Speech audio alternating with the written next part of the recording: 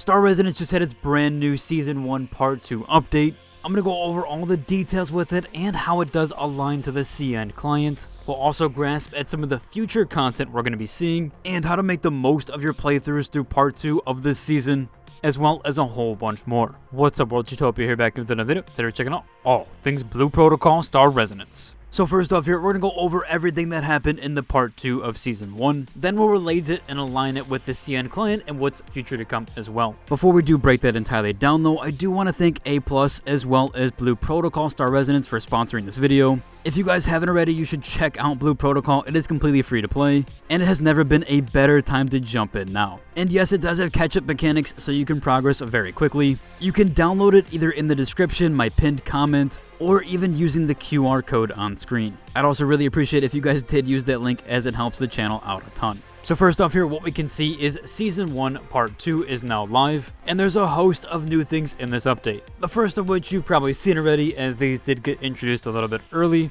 but that was both the limited mount and limited outfit that was added to the Meowluck's Wish. So now they do have the Hyper Pulse mount that has been added to that, as well as the Core Drive outfit. So both of those things are now available in the Meowluck's Wish, so you can try your luck at both of those for those limited time outfits, as those will be eventually replaced there. Now those did both directly coincide with the second wave of the Void Corruption Frenzy. So as we can see here, the Void Corruption Frenzy Season Part 2, basically what they're labeling this mid-season update, which actually does now include a new Dragon Shackle. This one is Light Tonatua, which is a brand new raid encounter and raid boss. We've been getting a ton of new Dragon Shackle raids, so they have been dropping a lot of these new encounters. And this is the latest one that has made its way to Astraleads, so that boss specifically now can be taken on by a raid.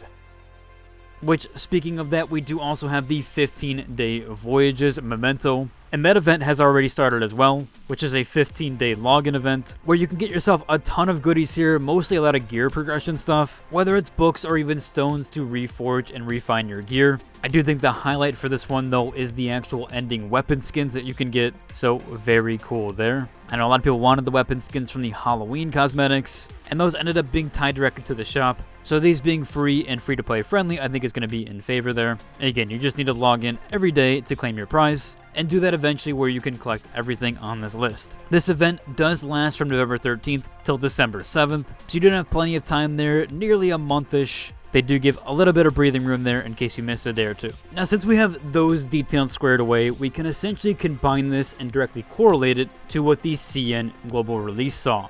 So of course, right now, the global version of the game has entered the mid to late Season 1 window, which is the same window that CN saw in the August patches. But we're getting it on a compressed schedule, so we're actually getting a lot faster and the content a lot faster, which is very nice there. We're essentially getting a lot more frequently. Or we should also be getting some Season 1 Part 2 events, where there is some time-limited score challenges and even badge title rewards, like the Hot Sand Joint Battle. That also will have some login event rewards, again, just kind of right after the Voyages Memento, which has the same sort of stuff there, short, themed, free event, runs alongside the new raid content. Now with that, CN did get a mid-Season 1 roadmap that essentially should tie in here to global later with Season 1 or early Season 2. So things do go much deeper here in for both the global and the CN client. And a lot of these talking points do relate to a dev Q&A, which happened on August 6th called Adventure Asks, where they do outline things like a DPS meter,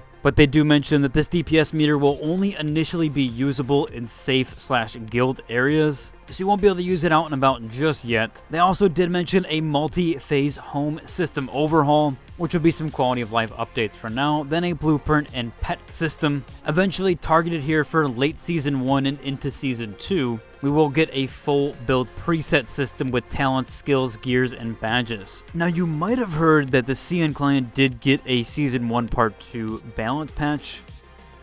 However, essentially this was already baked into our release. So essentially they did get that mid-season update and rebalance for their class balance, where a lot of stuff was refunded to them, where they were able to reset all their skills. Was a one-time thing there, and they were refunded on Luno spent. However, because we already got this pre-baked into our global release, there was essentially no need for this. So that did include things for Ice Mage that I've talked about specifically in my builds. There was also some added luck amplification effects, and they did adjust the Verdant Oracle and Shield Knight, which included a few nerfs and buffs. However, unless you played the beginning of closed beta and going into release, you really probably wouldn't have noticed any of the changes, as these were already mostly pre-baked into both of those things, and it essentially was pre-baked into launch, where that balance was already set in place. Now, because of all the feedback they got from the CN client, they are applying that to the global version, which is kind of nice there. They're getting the pre-tested version, while we're getting the tested version and all the feedback from it. That includes some extended events like the Hot Sand Joint Battle that'll be extended. Your Pioneer rewards were also adjusted,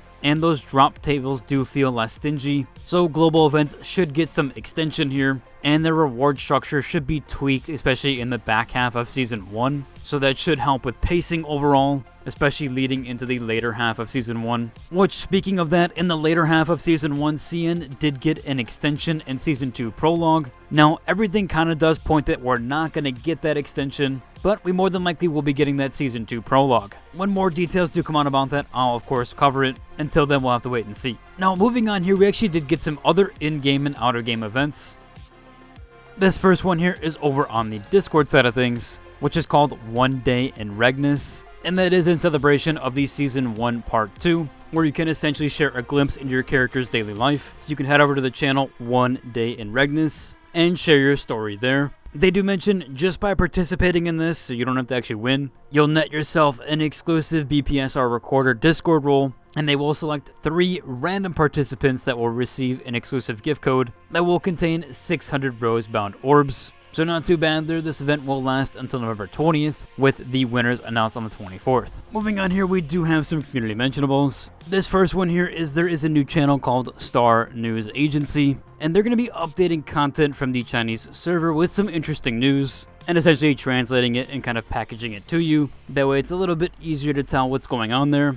So they do break down here essentially what's been happening with Season 2 over there and all the new things that are coming. So really cool there. Other than my videos that are broken down, this is just kind of more in a bite-sized form. So if you want to check it out, it is a decent channel and a nice little article here. And hopefully they do continue to put these out. Other community mentionable here. This one is of a best world boss respawn timer and line countdown. Essentially this is community operated, so you can see which boss is up on what line. And even really cool here, they're respawn timers. Honestly, I really do wish this was available during launch. This also does even showcase health bars. This thing is super useful and super helpful. So if you want to track down those bosses or even the creatures that you need, this website is very, very nice indeed to help with that. So again, I'll link to it down below. There's a ton of other things on here like daily checklists, interactive maps, also the farming Discord if you wanted to get there as well. There's a ton of useful stuff here to check out your daily timers and resets, as well as finding those bosses and which line they're on. Overall, it should about cover for today's video. If you enjoyed, like and subscribe, and until the next one, deuces.